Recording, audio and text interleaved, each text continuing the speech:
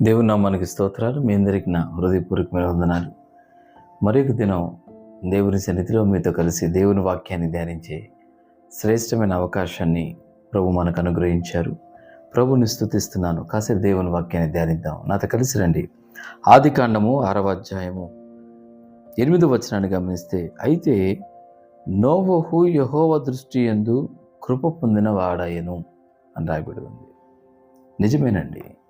ఈ ప్రపంచంలో మన జీవితం ఆశీర్వాదకరంగా ఉండాలంటే, మన జీవితం క్షేమకరంగా ఉండాలంటే, మన జీవితం దీవించబడాలి అంటే దేవుని కృప చాలా అవసరం. నిజమే. ఎందుకంటే వాస్తవానికి మనము యోగ్యులం కాదు, అర్హులం కాదు. మన జీవితంలో ఏ యోగ్యత అర్హత లేకపోయినా దేవుని కృప మనల్ని ఆశీర్వాదానికి వారసులుగా చేస్తుంది. దేవుని వాక్యాన్ని మనం గమనిస్తే, నోవహు యెహోవా దృష్టి యందు కృప పొందిన వాడాయను అని రాయబడి ఉంది. అంతకుముందున్న సందర్భాన్ని మనం బాగా గమనిస్తే, నోవహు దినాలలో నరులు భూమి మీద విస్తరించడం ప్రారంభించారు. అప్పుడు జరిగిన విషయం ఏమిటంటే, దేవుని కుమారులు నరుల కుమార్తెలు చక్కని వారిని చూచి వాళ్ళని పెళ్లి చేసుకున్నారు. తర్వాత వారికి పిల్లలు పుట్టారు. వాళ్ళు ఆ రోజుల్లో శూరులుగా ఉన్నటువంటి ప్రజలు. 5వ వచనంలో గమనిస్తే, నరుల చెడుతనము భూమి మీద గొప్పదనియు, వారు హృదయం యొక్క తలంపులలోని ఊహ అంతయు ఎల్లప్పుడూ కేవలము చెడ్డదనియు యెహోవా చూచి, తాను భూమి మీద నరులను చేసినందుకు యెహోవా సంతాపము నొంది తన హృదయంలో నొచ్చుకొనెను. చూసారా, మనిషి హృదయం చెడిపోయింది. వారి ఆలోచనలు, వారి తలంపులు, వారి ప్రవర్తన దేవునికి కోపాన్ని పుట్టించింది, బాధను పుట్టించింది. అందుకే ప్రభు అంటారు, భూమి మీద నరుల్ని చేసిన దానికి సంతాపపడ్డాడు. అలాంటి సందర్భంలో జరిగిన విషయం ఏమిటంటే, 7వ వచనం, అప్పుడు యెహోవా నేను సృజించిన నరులను, నరులతో కూడా జంతువులను, పురుగులను, ఆకాశ పక్షాదులను భూమి మీద నుండకుండా తుడిచివేయుదును. ఏలైనగా నేను వారిని సృష్టించినందుకు సంతాపము నొంది ఉన్నాను నేను. చూసారా, ఇక్కడ జరిగిన విషయం ఏమిటంటే, నరుల చెడుతనం చాలా గొప్పదవటం వల్ల దేవుడు మనుషుల్ని ఈ భూమి మీద సృష్టించిన దానికి బాధపడ్డాడండి. అందుకే వాళ్ళందరినీ నాశనం చేయాలనుకున్నాడు. పాపం ఎక్కువైపోయింది. అయితే ఇక రాయబడ్డ మాట, అయితే నోవహు యెహోవా దృష్టి యందు కృప పొందినవాడాయను. ఆ ప్రాంతంలో దేవుని కనుదృష్టి సంచరిస్తున్నప్పుడు ప్రజల జీవితంలో అందరూ చెడిపోయిన వాళ్ళుగా ఉన్నారు. అందరూ పాపం చేసిన వాళ్ళుగా ఉన్నారు. వారి తలంపులు, ఆలోచనలు, ప్రవర్తన దేవుని దృష్టికి కోపాన్ని పుట్టించాయి. అయితే నోవహు జీవితాన్ని గమనిస్తే దేవుని దృష్టికి కృప పొందాడు అని రాయబడి ఉంది. వాక్యాన్ని వింటున్నప్పుడు ఏ దేవుని బిడ్డలారా, దేవుడు జలప్రలయం ద్వారా తీర్పు పంపించాలనుకున్నాడు. పూర్తిగా అందరినీ నాశనం చేయాలనేది దేవుడి ప్రణాళిక. అయితే దేవుడు నోవహు విషయంలో గమనిస్తే దేవుని కృప పొందాడు నోవహు. నిజమే, ఇది దేవుడి చట్టం అండి, గాడ్స్ లా. పాపం చేసినప్పుడు దేవుని శిక్ష వస్తుంది.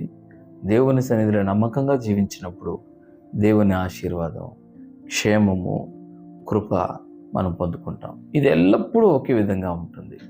పాత నిబంధనలోను, కొత్త నిబంధనలోను, కృపాకాలంలో ఎల్లప్పుడూ గాడ్స్ లా, దేవుడి చట్టం ఒకటే విధంగా ఉంటుంది. ఏంటి దేవుడి చట్టం? పాపం చేసినప్పుడు దేవుడి శిక్షావిధి వస్తుంది. దేవునికి నమ్మకంగా జీవించినప్పుడు దేవుని కృప పొందుతాం, దేవుని క్షేమాన్ని అనుభవిస్తాం, దేవుడి చేత ఆశీర్వదించబడిన అనుభవంలోకి వెళ్తాం. అయితే ఈ రోజున దేవుని కృప పొందటానికి, శిక్ష పొందటానికి మధ్య గల తేడాను నువ్వు గమనించాలి అని ప్రభు నీతో మాట్లాడుతున్నాడు. వాక్యాన్ని వింటున్న ప్రియ దేవుని బిడ్డ, నువ్వు ఏ పక్షాన ఉన్నావు?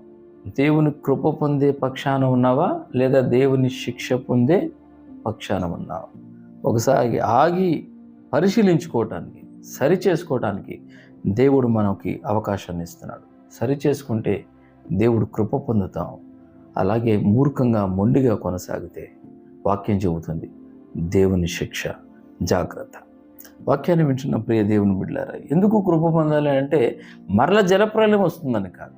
అందుకే వాక్యం చెబుతుంది. ఆదికాండం 9వ అధ్యాయంలో 8-11 వచనాలను గమనిస్తే, తర్వాత 12-13 వచనాలను గమనిస్తే అక్కడ రాయబడ్డ మాట, మరియు దేవుడు నాకును మీకును మీతో కూడానున్న సమస్త జీవరాశులకు మధ్య నేను తరతరములకు ఏర్పరచుచున్న నిబంధనకు గుర్తు ఇదే. దేనికి సంబంధించిన నిబంధన ఇది? ఇక మీదట భూమి జల ప్రవాహం వల్ల నాశనము చేయబడదు. దేవుడు ఒక నిబంధన చేశాడు. తర్వాత అందరినీ మొదట జలప్రళయాన్ని పంపించి మానవులందరినీ నరులందరినీ నాశనం అయిపోయిన తర్వాత దేవుడు మరలా ఇక మీద జల ప్రవాహం వల్ల భూమి నాశనం కాదు, నా నిబంధన అంటాడు. అందుకే మేఘములో నా ధనుస్సును ఉంచి తిని అది నాకును భూమికి మధ్య నిబంధనకు గుర్తుగా నుండును అని చెప్పారు. ఈ రోజున అందుకే దేవుడికి మీదట జలప్రళయాన్ని పంపించడు అని దేవుడు ఒక నిబంధన చేశాడు. ఆ నిబంధనకు గుర్తుగా మనకు మేఘంలో ఇంద్రధనుస్సును ఉంచాడు. చూసారా, దేవుడు ప్రేమ ఎంత ప్రేమ కలిగిన దేవుడు ఎంత కృప కలిగిన దేవుడు. మరి ఎందుకు దేవుడు కృప పొందాలంటే దేవుని రాకడను ఎదుర్కోవడానికి దేవుడు కృప పొందాలి. అయితే నోవహు విషయాన్ని గమనిస్తే, నోవహు యెహోవా దృష్టి యందు కృప పొందిన వాడాయను అని రాయబడు. ఎందుకు, ఎలా కృప పొందాడు ఆయన అనంటే 9వ వచనంలో గమనిస్తే, నోవహు వంశావళి ఇదే, నోవహు నీతిపరుడు అని రాయబడి ఉంది. మొదటి విషయం, ఎందుకు నోవహు కృప పొందాడు అనంటే నోవహు నీతిపరుడు అంటండి. దేవునికి మనకు మధ్య ఉన్న సంబంధం ఎలా చేయబడుతుందంటే మన నీతివంతతను బట్టి. ఈ రోజున అందుకే నోవహు నీతి ఏమిటంటే, ఆ రోజుల్లోనే నోవహు తన మనస్సాక్షిని బట్టి ఆలోచన చేశాడు. నీతిగా న్యాయంగా ఉండటానికి, నిందారహితుడిగా ఉండటానికి తను అప్పగించుకున్నాడు. అందుకే నోవహు నీతిపరుడు అని బైబిల్ సెలవిస్తుంది. ఈ రోజున దేవుని వాక్యాన్ని వింటున్న ప్రియ దేవుని బిడ్డలారా, మనం కూడా ఎలా నీతిని పొందుతాము అనంటే, దేవుడు ఈ లోకానికి యేసయ్యను పంపించి మన పాపాలు క్షమించడం కోసం యేసు ప్రభువు వారి శరీరం మీద శిలువ శిక్షను అనుమతించి తన అమూల్యమైన రక్తం ద్వారా మన పాపాలను కడిగివేసి మనకు దేవుని నీతినిచ్చాడు. తద్వారా మనం నీతివంతులమయ్యాం. నిజమే, ఈ రోజున ఎవరమైతే యేసు ప్రభువుని రక్షకుడిగా అంగీకరించి ఆయన మన కోసం మరణించి తిరిగి లేచాడని నమ్మి యేసు ప్రభువుని సొంత రక్షకుడిగా మన హృదయంలో అంగీకరిస్తామో మన పాపాలన్నీ కడిగివేయబడుతున్నాయి. అప్పుడు దేవుడు తన నీతిని మన జీవితానికి ఆపాదిస్తాడు. అప్పుడు మనం నీతివంతులుగా తీర్చబడతాం. వాక్యాన్ని వింటున్న ప్రియ దేవుని బిడ్డలారా, నోవహు నీతిపరుడు, అందువల్ల దేవుని కృప పొందాడు. ఈ రోజున నీవు నీతివంతుడివా కాదా ఒకసారి ఆలోచన చేయాలి. నీ క్రియలను బట్టి కాదు, నీ ఆలోచనలను బట్టి కాదు, నీ ప్రవర్తనను బట్టి కాదు, నువ్వు ప్రభుని నమ్ముకున్నావా లేదా అనే దాన్ని బట్టి నువ్వు నీతివంతుడివా కాదా అని ఆధారపడి ఉంటుంది. నిజమే, నీకు ఒక పరీక్ష, నీకు ఒక ప్రశ్న ఏంటంటే, ఈ రోజున వాక్యాన్ని వింటున్న నీవు ప్రభుని నమ్ముకున్నావా, రక్షణ పొందావా, మారు మనసు పొందావా, నీతిమంతులుగా తీర్చబడ్డ అనుభవం నీకుందా? ఒకసారి ఆలోచన చేయాలి. ఇంకా నువ్వు ఈ అనుభవం లేకపోతే, ఇంకా నువ్వు మారు మనసు పొందకపోతే, ఇంకా నువ్వు నీతిమంతుడిగా తీర్చబడిన అనుభవంలోకి రాకపోతే, ఇది నీకు అనుకూలమైన సమయం. ఇప్పుడే యేసు ప్రభు వారి యొక్క శిలువ శిక్ష ద్వారా, యేసు ప్రభు వారి మరణ పునరుత్థానం ద్వారా, యేసు ప్రభు వారు తన అమూల్యమైన రక్తాన్ని చిందించడం ద్వారా నీకోసం నా కోసం మన పాపాలు కడిగి వేసి రక్షణను సిద్ధంగా ఉంచారు. నిజమే, ఈ రోజున విశ్వాసం ద్వారా దేవుని కృపను బట్టి నేను నీతిమంతులుగా తీర్చబడే అవకాశం ఉంది. దీనికి నీవు ఏం చేయాలంటే, మనం పాపులము అని గమనించాలి, మనం బలహీనులము అని గమనించాలి, మనం భక్తిహీనులము అని గమనించాలి, మనం శత్రువులము అని గమనించాలి. అలాంటి మనము యేసు ప్రభు వారు మన కోసం మరణించి తిరిగి లేచాడని నమ్మి యేసు ప్రభు వారిని సొంత రక్షకుడిగా మన హృదయంలోకి అంగీకరిస్తే, ప్రభువా నేను పాపిని, నా పాపాలు క్షమించండి, నా హృదయంలోకి రండి, నా నూతనమైన జీవితాన్ని ఇవ్వండి ఒక చిన్న తీర్మానంతో కూడా ప్రార్థన చేస్తే, వాక్యం చెబుతుంది ఆయన ప్రశస్తమైన రక్తంతో నిన్ను కడిగివేసి నేను నీతిమంతుడిగా ప్రభు తీర్చడానికి సిద్ధంగా ఉన్నారు.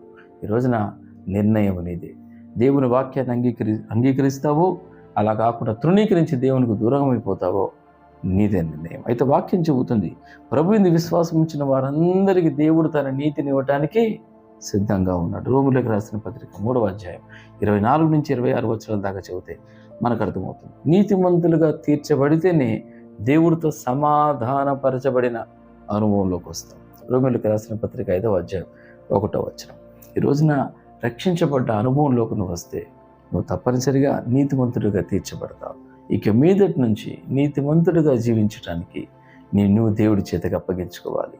దేవుడు కృప పొందుతావు. వాక్యాన్ని వింటున్న ప్రియ దేవుని బిడ్డలారా, నోవహు దేవుని కృప పొందడానికి కలిగిన కారణం, మొదటి కారణం నోవహు నీతిపరుడు అని రాయబడి ఉంది. రెండవ కారణం 9వ వచనం, నోవహు నీతిపరుడును తన తరములో నిందారహితుడినై యుండెను అని రాయబడి ఉంది. రెండవ కారణం ఏమిటంటే, రెండవ లక్షణం నోవహు నీతిమంతుడుగా కృప పొందటానికి రెండవ కారణం ఏమిటంటే నోవహు నిందారహితుడండి. ఒక మాటలో చెప్పాలంటే పర్ఫెక్ట్ ఇన్ హిస్ జనరేషన్. తన తరం వారందరిలో నిందారహితుడు. ఈ రోజున వాక్యాన్ని వింటున్న ప్రియ దేవుని బిడ్డలారా, మనం కూడా నిందారహితులుగా ఉండాలి అని ప్రభు కోరుకుంటున్నాడు. అయితే నిందారహితులుగా ఉండటానికి ప్రభు మనకు అనుగ్రహించిన ఎలిమెంట్స్ ఏంటంటే, ఒకటి యేసు ప్రభు వారి రక్తం. ప్రభు నమ్ముకున్న రోజు నుంచి మొదలుకొని మన జీవితంలో ఎదురయ్యే ప్రతి శోధనలో నుంచి మనం తప్పించబడడానికి, మరణపరచబడుతున్న మన ఆత్మీయ జీవితాన్ని నూతనపరచుకోవడానికి ప్రతిదినం నువ్వు విధిగా యేసు ప్రభు వారి రక్తం దగ్గరికి వెళ్ళాలి.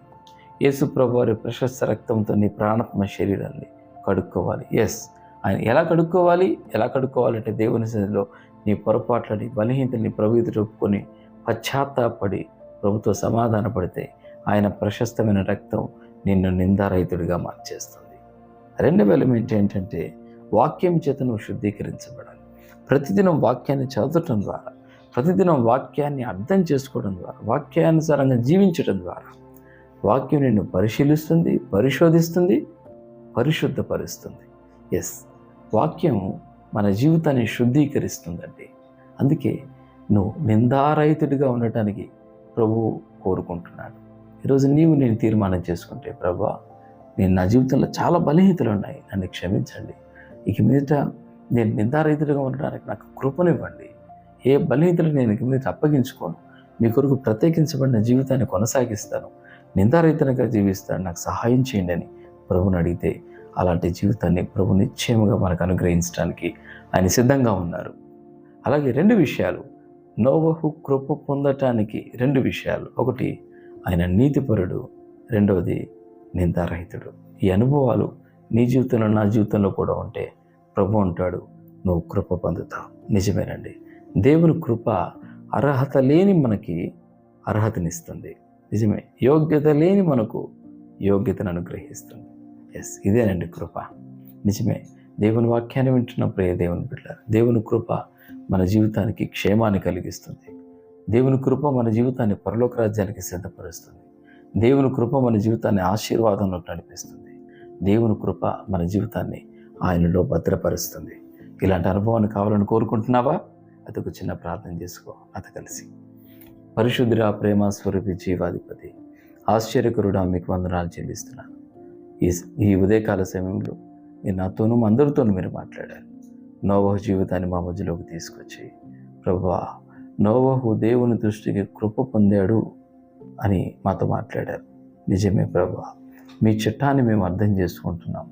నాయన అవిధేయత చూపించినప్పుడు, పాపం చేసినప్పుడు దేవుని శిక్ష వస్తుందని, దేవుని సన్నిధిలో నమ్మకంగా జీవిస్తే ఆయన కృప పొందుతామని మాకు అర్థమయ్యేలా బోధించారు. ఈ ఉదయం మీ కృపను గురించి అర్థం చేసుకోవటానికి, అయ్యా మరలా మా జీవితాన్ని ఆగి పరిశీలించుకోవటానికి మీరు ఇచ్చిన ఈ శ్రేష్టమైన అవకాశాన్ని బట్టి మీకు వందనాలు చెల్లిస్తున్నాను.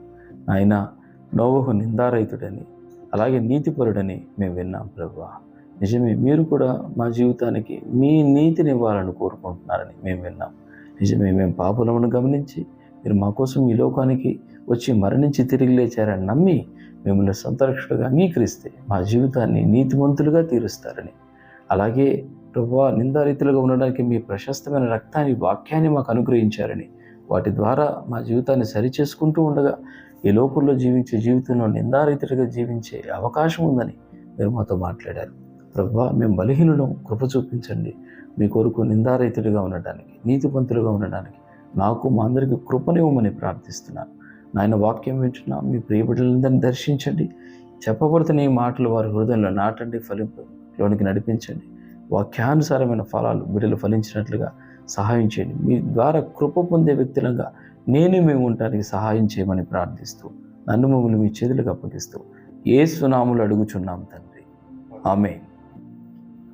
Praise the lord.